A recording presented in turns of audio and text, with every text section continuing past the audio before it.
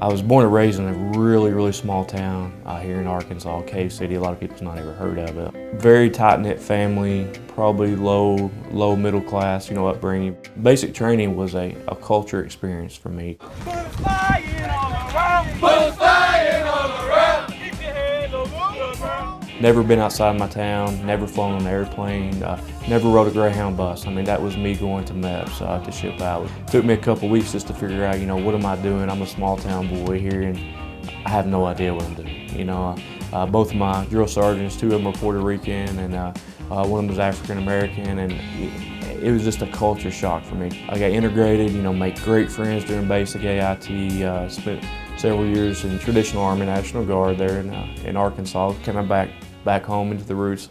Went active Army, very beginning of the war, 2003, 2004, 4th Infantry Division, was in Samara, Iraq. The town was pretty rough when we got there, and our mission was to basically clean up the town. They wanted us to make it a livable situation for everybody involved there. Again, culture shock again, new world, new country, went through all the culture training you could possibly think of before you went, but it doesn't prepare you for what you walk into when you get over there. I mean, their culture's been around longer than we've been in the United States, so we were going in and we basically had to mold ourselves to kind of fit in with them as well. So we really became kind of a part of their community while we were over there. I came back, I spent almost another year at Fort Hood before, again, I decided to leave active Army. I reached back out of the state and said, hey, I would like to continue my service, what do you have for me? They threw out the term recruiting. We always need recruiters. This can't be too hard. People do it all the time. That was my first initial thoughts. Came to recruiting school, here in Little Rock. Really didn't know what I was doing. I learned the foundational pieces of recruiting from the schoolhouse here, of course. What to do, what not to do. It's all these things you can learn. I can learn what a regulation says. I can learn what it takes for somebody to join the Army National Guard. That part I could get. Really, my first 2 years in recruiting, I was recruiting people that looked like me and had the same job, the same skill sets. So when I was going to high schools in the community, I was targeting the male population because the things I could talk about was combat arms. I could talk about infantry, cavalry scouts, these things I could really relate to them, and I could sell that very easily to them. My first 2 years in recruiting, I only enlisted one, maybe two female soldiers into the Army National Guard. Wasn't comfortable talking to them. I didn't feel like I could relate to them.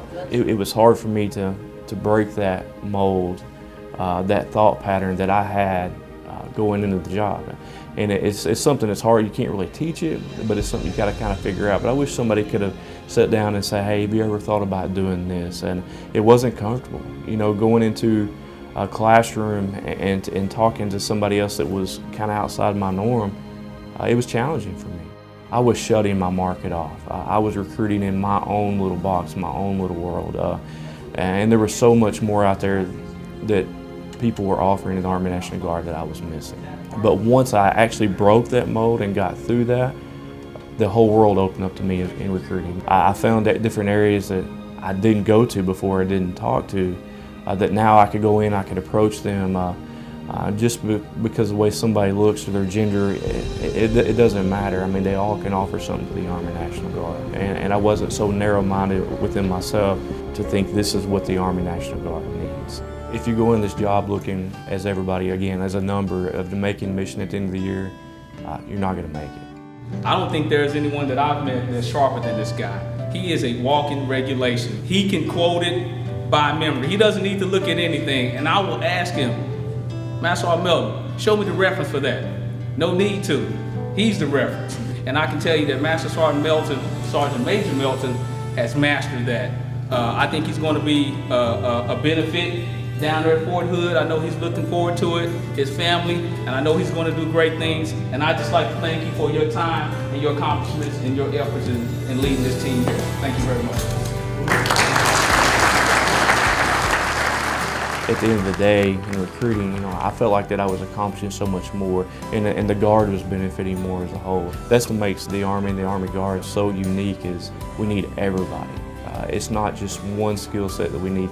We need everybody doing their part to make the organization that much better. You've got to look at everybody as an individual person that has something to offer to the Army National Guard. And if you treat them like that and make them part of the family, your mission's going to make itself at the end of the year.